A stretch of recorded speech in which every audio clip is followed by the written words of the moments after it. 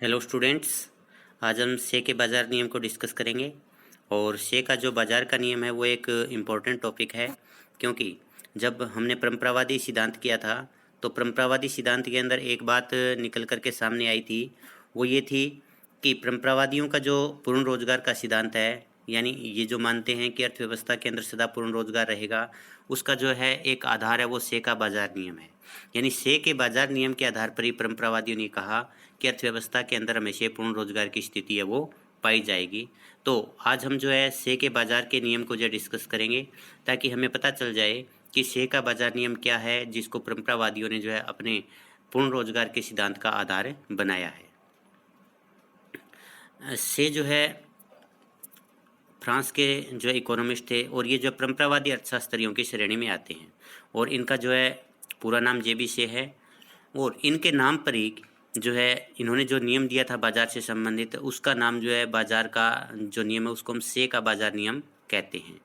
और इस नियम की व्याख्या जो है उन्होंने की, वो उनकी एक पुस्तक आई थी, ट्रेटी डी इकोनॉमिक पॉलिटिक। और इस पुस्तक के अंदर उन्होंने बताया था कि से का बाज़ार नियम क्या है। से के बाज़ार नियम जो वो परंपरावादी जो इकोनॉमिस्ट थे, परंपरावादी जो अर्थशास्त्री थे, उन अर्थशास्त्रियों की जो पूर्ण रोजगार की धारणा थी, उस पूर्ण रोजगार की धारणा का आधार था। क्योंकि पूर्ण रोजगार तभी होगा जब कुल मांग और कुल पूर्ति बराबर होगी। और से के बाज़ार नियम में यही कहा जाता है कि कुल पूर्ति और कुल मांग हमेशा बराबर होते हैं। से ने अपने बाज़ार नियम में यही बात कही है कि पूर्ति अपनी मांग का निर्माण स्वयं करती है। अर्थात जब कभी भी प्रोडक्शन होता है तो प्रोडक्शन के परिणाम स्वरूप अपने आप मांग पैदा होगी। क्योंकि इसके पीछे दो कारण हैं। पहला, जब कभी भी प्रोडक्शन किया जाएगा तो एक व्यक्ति प्रोडक्शन इसलिए करता है ताकि वो अपनी ज़रूरत की दूसरी वस्तुएं खरीद सके।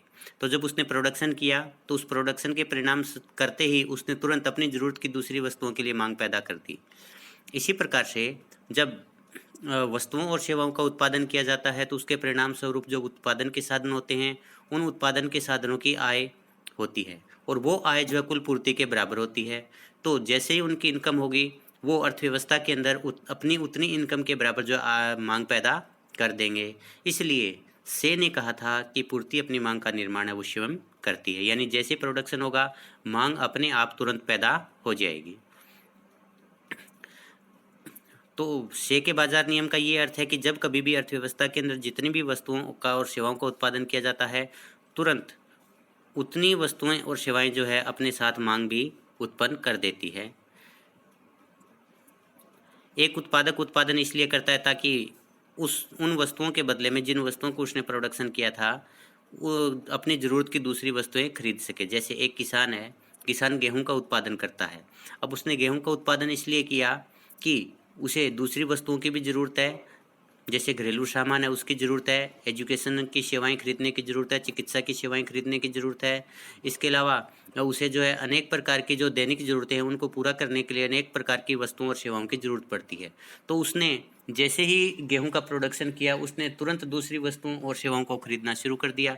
तो इसलिए जैसे ही एक उत्पादक वस्तुएं और सेवाएं पैदा करता है, वो दूसरी वस्तुओं की मांग पैदा कर देता है। इसी प्रकार अगर हम उत्पादन के साधनों की क्रियाओं को भी देखते हैं तो उत्पादन के साधन जो होते हैं अपनी सेवाएं इसलिए देते हैं ताकि उन सेवाओं के बदले में वो अपनी जो ज़रूरतें हैं, उन ज़रूरतों के लिए जिन वस्तुओं और सेवाओं की ज़रूरत है उनको खरीद पाए। एक उत्पादक जब उत्पादन में अपनी सेवाएं देता है तो एक तरफ वस्तुओं और सेवाओं का प्रोडक्शन होता है, और दूसरी तरफ जो वस्तुओं और सेवाओं का प्रोडक्शन होता है, उन वस्तुओं और सेवाओं के प्रोडक्शन के परिणाम स्वरूप उत्पादन के साधनों को आय प्राप्त होती है। और जब उत्पादन के साधनों को आय प्राप्त होती है तो वो आय उनको लगान के रूप में प्राप्त होती है, ब्याज के रूप में प्राप्त होती है, मजदूरी के रूप में प्राप्त होती है और लाभ के रूप में प्राप्त होती है। और एक बात जो ध्यान रखने वाली है वो ये है कि उनकी जो आय होती है हमेशा पूर्ति के बराबर रहेगी। ऐसा इसलिए क्योंकि जितना भी सप्लाई होती है वो सारी की सारी इन उत्पादन के चार साधनों का योगदान है, भूमि, श्रम, पूंजी और उद्यमी का, और इन्हीं चारों में बांटा जाता है। इसलिए जितनी भी पूर्ति होती है हमेशा ही आय उसके बराबर होगी।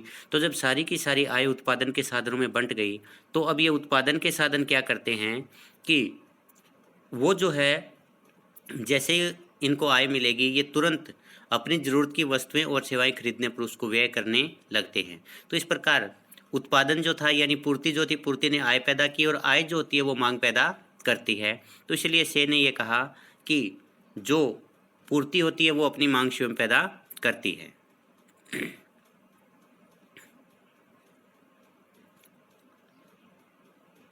डेफिनेशन देखते हैं हम। जे.बी. से के अनुसार पूर्ति अपनी मांग का निर्माण स्वयं करती है, और ये इनका जो बाजार का नियम है, इस नियम का जो है आधार है, या इसका जो निचोड़ या इसकी आत्मा है, ये जो उन्होंने एक लाइन बोली कि supply creates its own demand.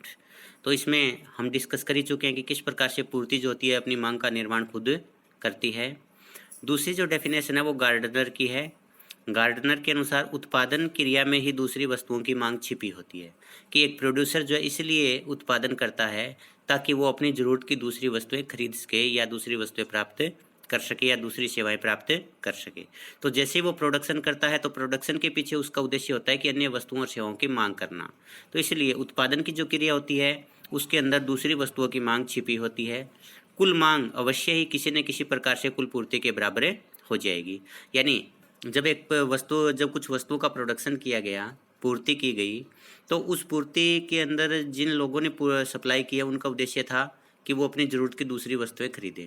तो इसमें कुछ तो जिन लोगों ने अपनी सेवाएं दी है उत्पादन में वो स्वयं ही खरीद लेते हैं, और बाकी दूसरे क्षेत्रों के लोग जो होते हैं वो जो है उन वस्तुओं और सेवाओं को खरीद लेते हैं, क्योंकि दूसरे क्षेत्र के लोग के अंदर उत्पादन हुआ तो वहाँ भी आय पैदा हुई, वहाँ पर भी लोगों का उद्देश्य था कि वो अपनी ज़रूरत की दूसरी वस्तुएं खरीद सकें। तो इस प्रकार विभिन्न क्षेत्रों के अंदर जो सप्लाई होती है वो क्षेत्र जो है एक दूसरे की वस्तुओं के लिए मांग पैदा करते हैं, और अल्टीमेटली जो होती है कुल पूर्ति कुल मांग के बराबर हो जाती है। अब हम इस सिद्धांत की जो अजम्पशन देखते हैं कि जो से का बाजार नियम है वो किन किन मान्यताओं पर आधारित है। पहली मान्यता है कि वस्तु बाजार में पूर्ण प्रतियोगिता पाई जाती है, यानी वस्तुओं की मांग तथा पूर्ति जो है वो बराबर रहेगी, और अगर कभी भी वस्तुओं और सेवाओं की मांग और पूर्ति में अगर कोई असंतुलन आता भी है तो उसमें अपने आप समन्वय हो जाएगा कि कीमतों में इस प्रकार से परिवर्तन होगा कि वस्तुओं और सेवाओं की मांग तथा पूर्ति जो है अपने आप बराबर हो जाएगी। अगर वस्तुओं की मांग ज़्यादा है तो कीमतें बढ़ जाएंगी, कीमतें बढ़ने से मांग कम हो जाएगी, और मांग कम होने से पूर्ति के बराबर हो जाएगी। और अगर वस्तुओं की पूर्ति ज़्यादा है तो कीमतें कम होंगी, कीमतें कम होने से मांग बढ़ेगी, और मांग बढ़ करके पूर्ति के बराबर हो जाएगी। तो इस प्रकार से पूर्ण प्रतियोगिता जो पाई जाती है वस्तु बाजार में, उसके कारण मांग और पूर्ति बराबर रहती है। दूसरा, श्रम बाजार में भी पूर्ण प्रतियोगिता पाई जाती है, यानी श्रम की मांग तथा श्रम की पूर्ति जो है वो जहाँ पर बराबर होगी वहाँ पर मजदूरी की दर तय होगी, और जहाँ पर मजदूरी की दर तय होती है वो संतुलित मजदूरी, और जो श्रमिकों की मात्रा होती है वो संतुलित रोजगार की मात्रा या पूर्ण रोजगार की मात्रा कहलाती है। ऐसे में अगर कभी भी श्रमिकों की मांग और पूर्ति में परिवर्तन हो, जो डिफरेंस होता है, यानी इनमें असंतुलन होता है, तो जो मजदूरी की दर है उसमें इस प्रकार से परिवर्तन होगा कि दोनों में फिर से समानता आ जाएगी, यानी श्रम की मांग तथा पूर्ति एक दूसरे के बराबर हो जाएंगी। तीसरी इनकी जो डेफिनेशन है वो ये है कि मजदूरी की दर है वो लोचशील होती है, ब्याज की दर जो होती है वो लोचशील होती है, और कीमतों में भी लोचशीलता पाई जाती है। ऐसा इसलिए कि अगर ये तीनों चीज़ें नहीं होंगी तो बाजार के अंदर जो है पूर्ण रोजगार नहीं होगा, क्योंकि अगर श्रमिकों की मांग ज़्यादा है तो मजदूरी बढ़ेगी, मजदूरी बढ़ने से श्रमिकों की मांग कम होगी और श्रमिकों की कुल पूर्ति के बराबर हो जाएगी। अगर श्रमिकों की मांग कम है तो मजदूरी कम होगी, मजदूरी कम होने से श्रमिकों की मांग बढ़ेगी, और मांग बढ़ करके श्रमिकों की पूर्ति के बराबर हो जाएगी, अर्थात पूर्ण रोजगार बना रहेगा। इसी प्रकार से जब तक कुल मांग तथा कुल पूर्ति बराबर नहीं होते तब तक अर्थव्यवस्था के अंदर जो है पूर्ण रोजगार नहीं होता। तो कुल मांग तथा कुल पूर्ति की समानता के लिए जरूरी होता है कि सेविंग और इन्वेस्टमेंट बराबर हो। तो ब्याज की दर जो परिवर्तनशील मानी गई है वही जो है सेविंग और इन्वेस्टमेंट में समानता लेकर के आती है। अगर इन्वेस्टमेंट अधिक है तो उससे ब्याज की दर बढ़ेगी, ब्याज की दर बढ़ने से निवेश कम होगा और पूर्ति के बराबर हो जाएगा।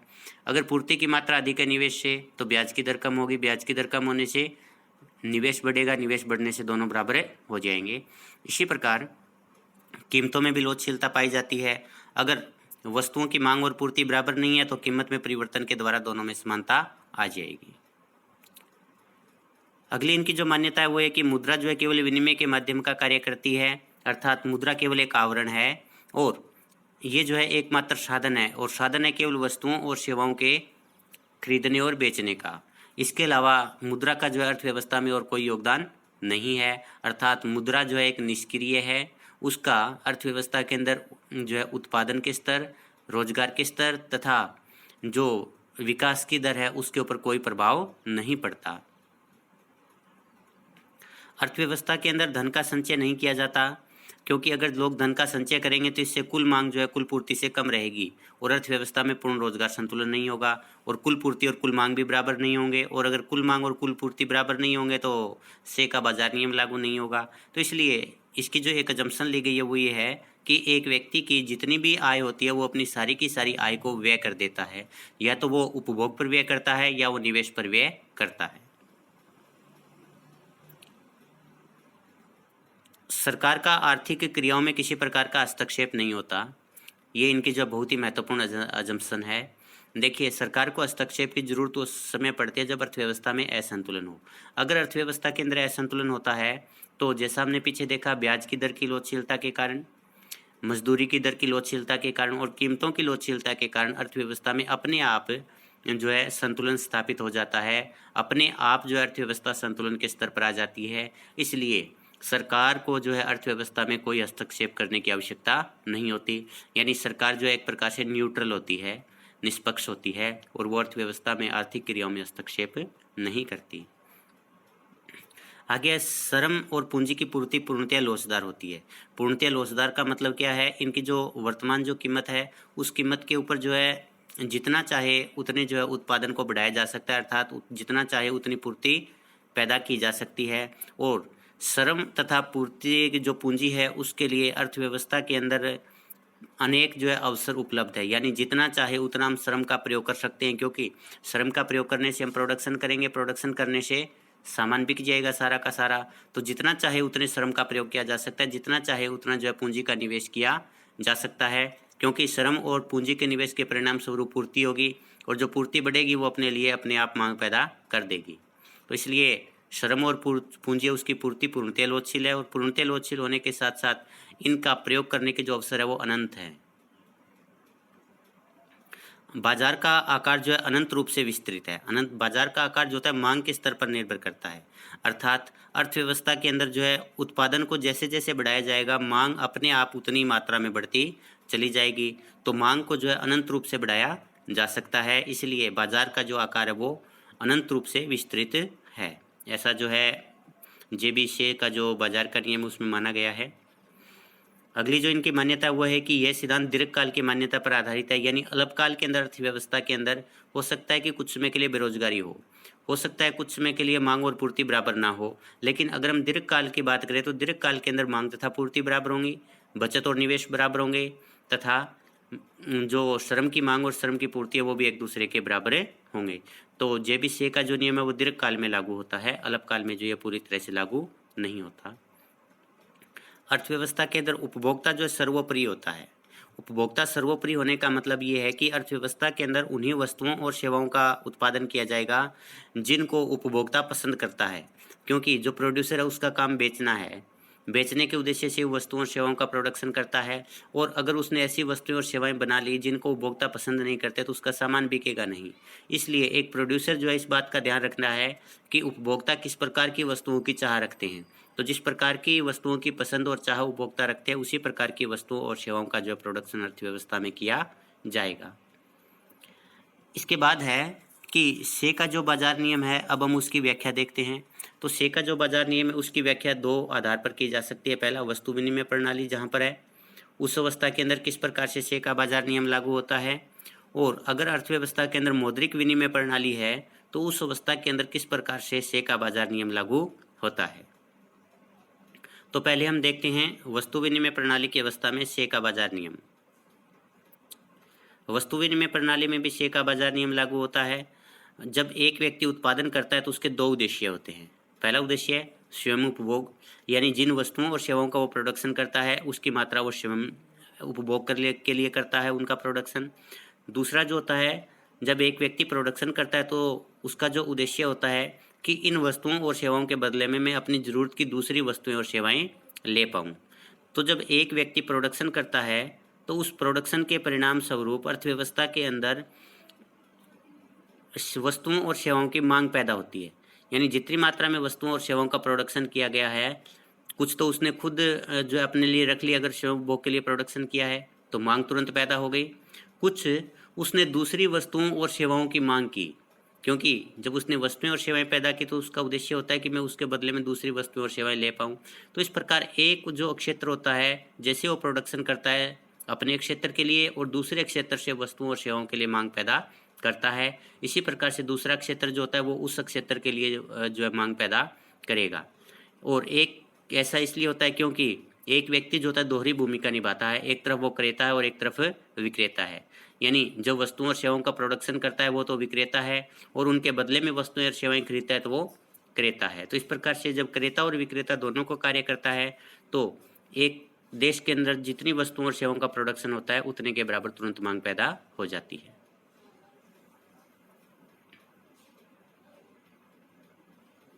आगे मौद्रिक प्रणाली में शेयर या बाजार नियम का लागू होना। जो मौद्रिक प्रणाली होती है जिसके अंदर जो वस्तुओं और सेवाओं का जो क्रय विक्रय जो होता है वो मुद्रा के बदले में किया जाता है, उस अवस्था के अंदर भी शेयर का बाजार नियम लागू होता है। जब एक उत्पादक उत्पादन करता है तो उसको बेच करके मुद्रा प्राप्त करेगा। सपोज कि एक व्यक्ति ने जो 100 करोड़ का उत्पादन किया, तो 100 करोड़ रुपए का जो उत्पादन किया तो 100 करोड़ रुपए जो थे वस्तुओं जो उत्पादन के जो साधन थे उन साधनों में बंट गए, और जब 100 करोड़ रुपए के जो आय प्राप्त हुई उत्पादन के साधनों को, तो वो क्या करेंगे, 100 करोड़ रुपए के बराबर मांग पैदा कर देंगे। तो जो मांग होती है वो दूसरी वस्तुओं और सेवाओं के ऊपर व्यय कर दी जाती है। तो इस प्रकार से एक अर्थव्यवस्था के अंदर जब तक आय तथा व्यय बराबर रहेंगे तब तक कुल मांग तथा कुल पूर्ति बराबर रहेगी, और जब तक कुल मांग तथा कुल पूर्ति बराबर है तब तक अर्थव्यवस्था के अंदर शेयर का बाजार का नियम लागू रहेगा। तो यहाँ पर हमें केवल ये ध्यान रखना है कि पहले हम क्या कर रहे थे, वस्तुओं के बदले में वस्तुओं का लेन देन हो रहा था। अब की बार वस्तुओं से पहले आय पैदा होगी और उस आय से जो दोबारा वस्तुएं और सेवाएं खरीदी जाएंगी तो व्यय जो है वो पैदा होगा। तो इस प्रकार आय तथा व्यय की प्रक्रिया चलती रहेगी और दोनों हमेशा एक दूसरे के बराबर रहेंगे। तो इस प्रकार शेयर का जो बाजार का नियम है वो दोनों ही अवस्थाओं में लागू होता है, वस्तु विनिमय प्रणाली में भी और मौद्रिक प्रणाली में भी। अब हम देखते हैं कि जो ऑस्कर लांगे थे, ऑस्कर लांगे ने जो है किस प्रकार से शेयर के बाजार के नियम की व्याख्या की है। ऑस्कर लांगे ने कहा है कि सिग्मा P1 D1, ये जो है बीच में तीन लाइनें जो है वो आइडेंटिटी की निशानी है कि समान होंगी किसके, सिग्मा P1 S1। यहाँ पर P जो है प्राइस है, D है डिमांड है। प्राइस और डिमांड वाला सेक्टर है वो क्या है, कुल मांग है। यानी सिग्मा P1 D1 जो है कुल मांग है कि अर्थव्यवस्था के अंदर कुल मांग जो होती है किसके बराबर होती है, P क्या है, प्राइस है, S का मतलब वस्तुओं और सेवाओं की पूर्ति है। तो वस्तुओं और सेवाओं की कुल पूर्ति के बराबर होती है। और जो ऑस्कर लांगे था उसने ये जो आइडेंटिटी की मान्यता ली है। आइडेंटिटी तीन जो ये लाइनें हैं ये आइडेंटिटी का प्रतीक है, और आइडेंटिटी का मतलब होता है कि दोनों जो चीज़ें हैं यानी कुल मांग तथा कुल व्यय हमेशा ही बराबर रहेंगी बिना किसी शर्त के। यानी ऐसी कोई कंडीशन नहीं है कि दोनों में असमानता हो, दोनों में हमेशा समानता रहेगी। तो आइडेंटिटी का मतलब ये होता है कि जब कोई भी दो चर जो होते हैं वो बिना किसी शर्त के एक दूसरे के बराबर होते हैं। तो यहाँ पर उन्होंने कहा है कि कुल व्यय कुल आय के बराबर होगा। कुल व्यय क्या है, कुल मांग जो है कुल व्यय ही है, और कुल पूर्ति है वो कुल आय है। तो ऑस्कर लांगे ने शेयर के बाजार नियम की व्याख्या करते हुए कहा है कि ये बिना किसी शर्त के यानी हर अवस्था के अंदर जो कुल मांग तथा कुल पूर्ति, कुल आय तथा कुल व्यय बराबर रहते हैं। दूसरी जो है शेयर के बाजार नियम की जो है पिगू की व्याख्या है, ये ऑस्कर लांगे की नहीं है। यहाँ पर जो ऑस्कर लांगे मिस्टेक से लिखा गया, ये जो है पिगू की व्याख्या है। पिगू ने क्या कहा है कि sigma P1 D1 is equal to PI SI। दोनों में क्या फ़र्क आप देखिए, दोनों में फ़र्क है कि यहाँ पर जो है आइडेंटिटी का जो साइन है इनके दोनों के बीच में, और जो पिगू ने व्याख्या की है पिगू के बीच में इक्वालिटी का निशान है, बराबरी का निशान है। तो बराबरी का जो निशान होता है वो इस बात का प्रतीक है कि दोनों बराबर होंगे लेकिन कुछ शर्तों के साथ, कि अगर कुछ शर्तें हैं वो होंगी, कुछ कंडीशंस है वो होंगी तो ही दोनों में समानता होगी, अदरवाइज दोनों में समानता नहीं होगी। तो यहाँ पर सिग्मा P1 D1 जो है वो कुल मांग है या कुल व्यय है, और सिग्मा P1S1 जो है वो कुल पूर्ति अर्थात कुल आय है। कुल आय तथा कुल पूर्ति पीगू के अनुसार बराबर रहेगी, लेकिन समानता है, इक्वलिटी है। इसका मतलब है कि ये तभी बराबर रहेंगी अगर अर्थव्यवस्था के अंदर पूर्ण रोजगार की स्थिति है तो यहाँ पर पीगू ने जो कंडीशन लागू की है कि कुल आय तथा कुल व्यय अर्थात कुल मांग तथा कुल पूर्ति बराबर रहेंगे अगर अर्थव्यवस्था के अंदर पूर्ण रोजगार है तो। और पूर्ण रोजगार के लिए उन्होंने आगे एक जो फार्मूला दिया कि N is equal to Q Y upon W. यहाँ पर N जो है वो रोजगार की मात्रा है, क्यू वाई जो है कुल आय में से वो भाग जो श्रमिकों को प्राप्त होता है, और डब्लू है मजदूरी। तो उन्होंने कहा है कि अगर अर्थव्यवस्था के अंदर बेरोजगारी है तो मौद्रिक मजदूरी कम होगी, मौद्रिक मजदूरी कम होने से श्रमिकों की मांग बढ़ जाएगी, रोजगार बढ़ जाएगा। तो इस प्रकार जो है पीगू ने यह बताया कि दोनों बराबर होंगे पूर्ण रोजगार की अवस्था में, और अगर पूर्ण रोजगार नहीं है तो मजदूरी में परिवर्तन के द्वारा पूर्ण रोजगार अर्थव्यवस्था में लाया जाएगा। तो इस प्रकार लांगे तथा पीगू ने जी भी अपने अपने हिसाब से जो है से के बाजार नियम की व्याख्या की है। अब हम देखते हैं से के बाजार के नियम के निष्कर्ष, अर्थात से के बाजार नियम का अध्ययन करने के बाद कौन कौन सी मुख्य बातें निकल करके सामने आती है। तो सबसे पहला है कि अर्थव्यवस्था के अंदर सामान्यतः अति उत्पादन संभव नहीं है। अति उत्पादन कौन सी स्थिति होती है? अति उत्पादन वो अवस्था होती है जिसके अंदर कुल मांग जो होती है कुल पूर्ति से कम होती है, अर्थात जितना सामान बना अगर उतना सामान ना बिके तो हम उसको अति उत्पादन कहते हैं। तो से के बाजार नियम का अध्ययन करने के बाद हमें पता है कि अर्थव्यवस्था के अंदर अति उत्पादन नहीं हो सकता, क्योंकि अर्थव्यवस्था के अंदर कुल मांग तथा कुल पूर्ति हमेशा बराबर होंगे। अगर अल्पकाल के अंदर ऐसा होता है कि कुल मांग और कुल पूर्ति बराबर नहीं है तो उस अवस्था के अंदर क्या होगा कि या तो कीमतों में परिवर्तन होगा, जिसके कारण जैसे मान लीजिए कुल मांग कम है तो कीमतें कम हो जाएंगी, कीमतें कम होने से क्या होगा कुल मांग दोबारा से बढ़ करके कुल आय के कुल पूर्ति के बराबर हो जाएगी। या सेविंग और इन्वेस्टमेंट अगर बराबर नहीं है तो उस अवस्था में क्या होगा कि निवेश कम है, निवेश कम होने का मतलब मांग कम है, तो ऐसी अवस्था के अंदर ब्याज की दर कम होगी, ब्याज की दर कम होगी तो निवेश बढ़ जाएगा और कुल पूर्ति के बराबर हो जाएगा। तो इस प्रकार दोनों बराबर हो जाते हैं। और जो से था से ने तो ये कहा था कि जितनी आय होगी सारी की सारी आय जो है व्यय कर दी जाएगी, तो आय जो होगी पूर्ति के परिणाम स्वरूप प्राप्त होगी, यानी उत्पादन होगा तो आय पैदा होगी, और आय अगर सारी की सारी व्यय कर दी जाएगी तो अर्थव्यवस्था के अंदर हमेशा ही जो है जितना उत्पादन होगा सारा का सारा बिक जाएगा। इसलिए अर्थव्यवस्था के अंदर जो है सामान्यतः अति उत्पादन की स्थिति नहीं आती, बल्कि आय तथा व्यय जो है वो दोनों बराबर रहते हैं। और अगर थोड़े समय के लिए होते भी है तो वो हमने अभी डिस्कस कर लिया कि किस प्रकार से कीमतों में और ब्याज की दर में परिवर्तन होता है और दोनों बराबर हो जाते हैं। दूसरा है कि अर्थव्यवस्था में सामान्यतः बेरोजगारी संभव नहीं है। बेरोजगारी अगर अर्थव्यवस्था के अंदर होती है तो कब होती है? जब श्रमिकों की मांग श्रमिकों की पूर्ति से कम होगी तो उस अवस्था के अंदर बेरोजगारी होगी। और क्योंकि से का जो बाजार नियम है उसके अंदर मजदूरी की दर को पूर्णतः परिवर्तनशील माना गया है, तो जब कभी भी बेरोजगारी होगी तो उस अवस्था में क्या होगा मजदूरी की दर कम हो जाएगी, और जब मजदूरी की दर कम होगी तो उसके कारण जो मजदूरों की मांग बढ़ेगी, और मजदूरों की मांग बढ़ने से दोबारा से अर्थव्यवस्था के अंदर जब पूर्ण रोजगार की स्थिति आ जाएगी। तो इस प्रकार अर्थव्यवस्था के अंदर सामान्य रूप से देखा जाए तो बेरोजगारी नहीं होती, हालांकि कुछ समय के लिए जो है बेरोजगारी हो सकती है।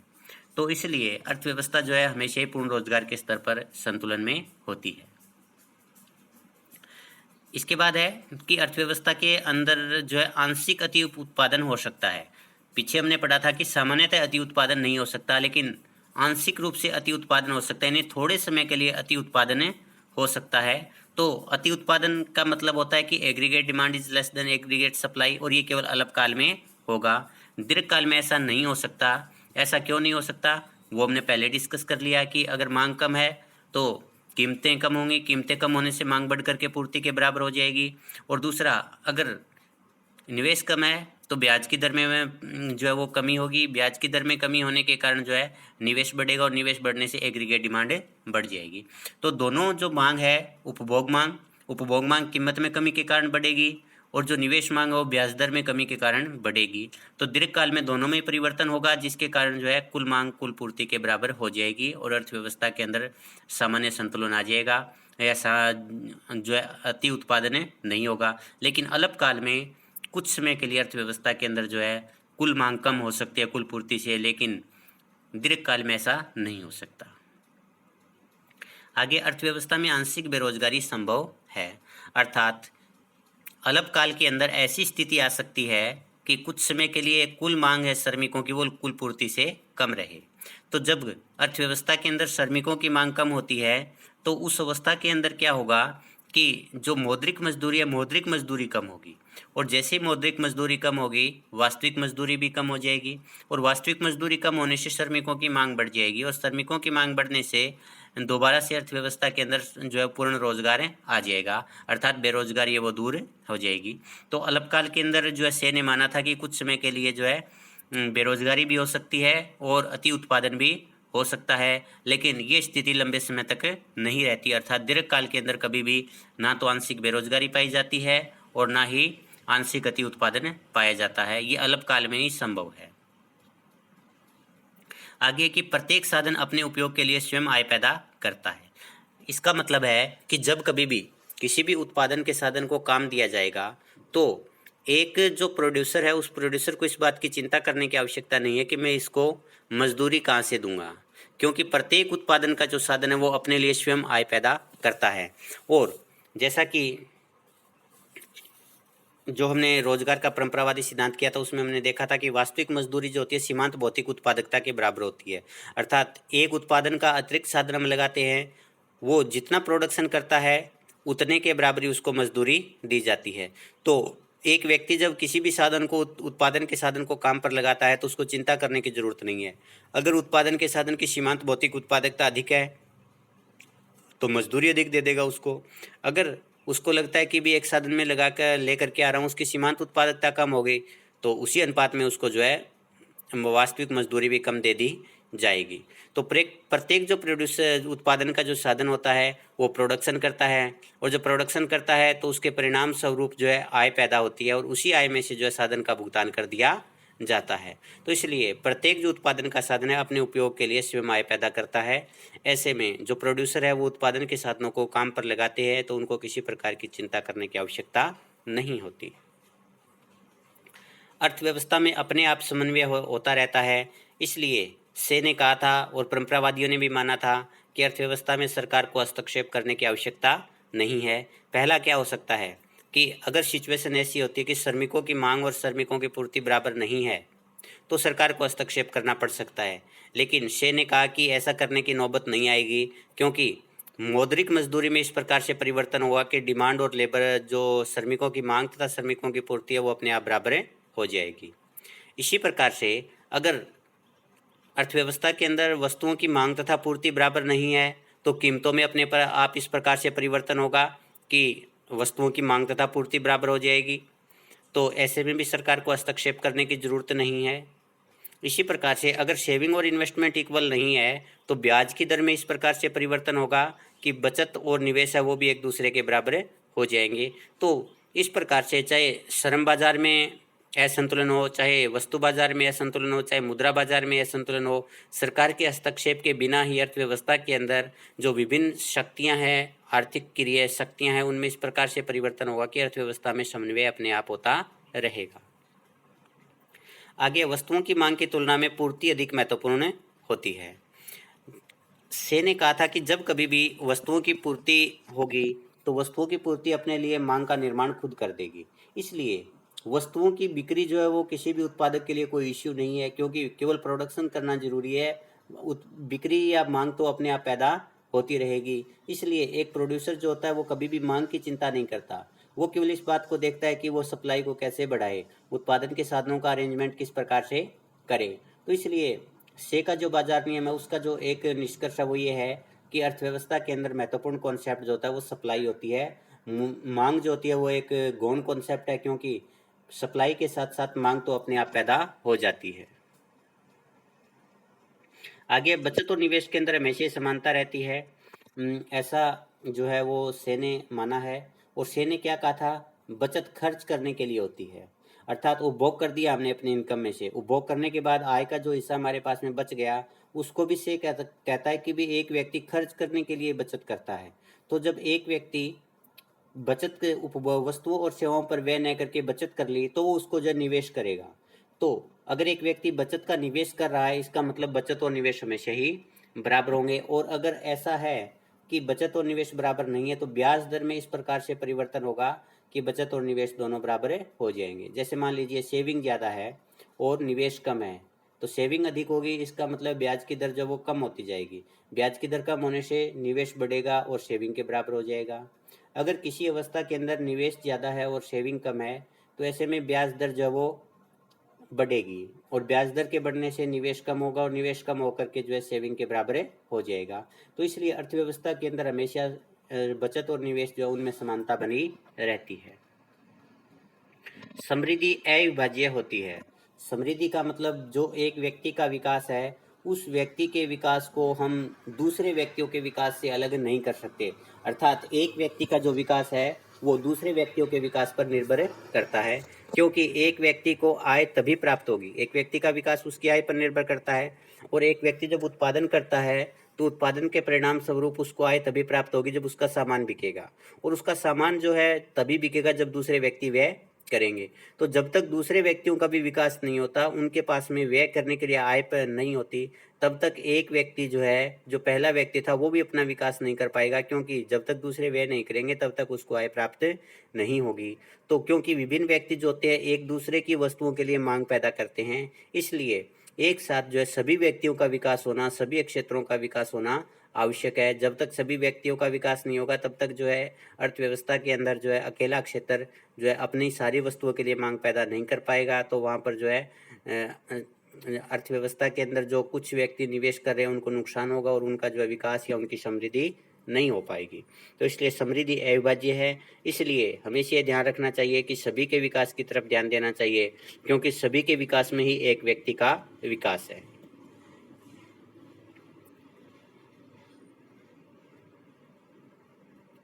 आगे स्वतंत्र व्यापार लाभदायक होता है। शे ने अपने बाजार के नियम में ये कहा था कि अगर एक देश विदेशी व्यापार करता है और विदेशी व्यापार के परिणाम स्वरूप जब उसके आयात बढ़ते हैं तो इससे किसी भी प्रकार से उद्योग धंधों को नुकसान नहीं होता। ऐसा उन्होंने इसलिए कहा कि जब कभी भी एक देश के अंदर आयात बढ़ेंगे तो आयात बढ़ने के साथ साथ उस देश के अंदर निर्यात भी बढ़ेगी, और जब एक देश के निर्यात बढ़ेंगे तो उसके कारण एक देश के अंदर मांग बढ़ेगी, और मांग के बढ़ने के कारण एक देश के अंदर रोजगार में भी वृद्धि होगी। तो इसलिए एक देश को जो है व्यापार पर प्रतिबंध नहीं लगाने चाहिए, बल्कि व्यापार को स्वतंत्र छोड़ देना चाहिए, और स्वतंत्र व्यापार के परिणाम स्वरूप सभी को जो है लाभ प्राप्त होते हैं। आगे है पूंजी निर्माण तथा उत्पादन में वृद्धि की अनंत संभावना है। इसको हम पहले भी डिस्कस कर चुके हैं, क्योंकि पूंजी निर्माण क्या होता है कि एक व्यक्ति जितना जब निवेश करता है उसके परिणाम स्वरूप नई नई परिसंपत्तियों का निर्माण होता है, और एक व्यक्ति जब निवेश करता है तो निवेश के परिणाम स्वरूप उत्पादन होगा। अब एक व्यक्ति निवेश और उत्पादन को तभी कर पाएगा जब उसको ये लगेगा कि भी उसका सारा का सारा सामान बिक जाएगा। तो शे के बाजार नियम ने क्या कहा कि जैसे ही आप प्रोडक्शन करते हो आपका प्रोडक्शन जो है स्वयं मांग पैदा कर देगा और सारा का सारा सामान बिक जाएगा। और जब सारा का सारा सामान बिक रहा है तो एक व्यक्ति जो है अनंत काल तक निवेश करता जाएगा, अनंत काल तक जो है उत्पादन करता चला जाएगा। तो इस प्रकार शे के बाजार नियम में ये जो निष्कर्ष है ये भी महत्वपूर्ण है कि पूंजी निर्माण के लिए भी अनंत संभावनाएं हैं कि आप जितना चाहे उतना पूंजी निर्माण कर सकते हो, आप जितना चाहे उतना जो है उत्पादन कर सकते हो, आपका उत्पादन भी बिकेगा और निवेश है उसके परिणाम स्वरूप जो सप्लाई है उसके अंदर जो है कोई अति उत्पादन की स्थिति नहीं आएगी, बल्कि सारी की सारी वस्तुओं की मांग अपने आप पैदा हो जाएगी। मुद्रा का उत्पादन तथा रोजगार के स्तर पर कोई प्रभाव नहीं पड़ता। ये हम पहले भी डिस्कस कर चुके हैं कि मुद्रा जो है वो एक निष्क्रिय साधन है। मुद्रा जो है केवल एक वस्तुओं के लेन देन का माध्यम मात्र है। इसका उत्पादन तथा आय के और रोजगार के स्तर के ऊपर कोई प्रभाव नहीं पड़ता। आगे अर्थव्यवस्था में सरकार को कोई हस्तक्षेप करने की आवश्यकता नहीं है, क्योंकि ये भी हम पहले डिस्कस कर चुके हैं कि अगर अर्थव्यवस्था के अंदर ऐसी स्थिति है कि कुल मांग और कुल पूर्ति बराबर नहीं है वस्तुओं की, तो कीमतों में परिवर्तन के द्वारा अपने आप बराबर हो जाएगी। अगर अर्थव्यवस्था के अंदर श्रमिकों की मांग और श्रमिकों की पूर्ति बराबर नहीं है तो मौद्रिक मजदूरी में परिवर्तन के द्वारा अपने आप दूर हो जाएगी। और अगर अर्थव्यवस्था के अंदर सेविंग और इन्वेस्टमेंट बराबर नहीं है तो ब्याज की दर में परिवर्तन के द्वारा ये अपने आप ठीक हो जाएंगे। तो इस प्रकार जब अर्थव्यवस्था के अंदर अपने आप समन्वय होता चला जाता है तो सरकार को हस्तक्षेप करने की कोई आवश्यकता नहीं है। तो इसके साथ अपना जो ये टॉपिक जो है यहीं पर समाप्त होता है। धन्यवाद।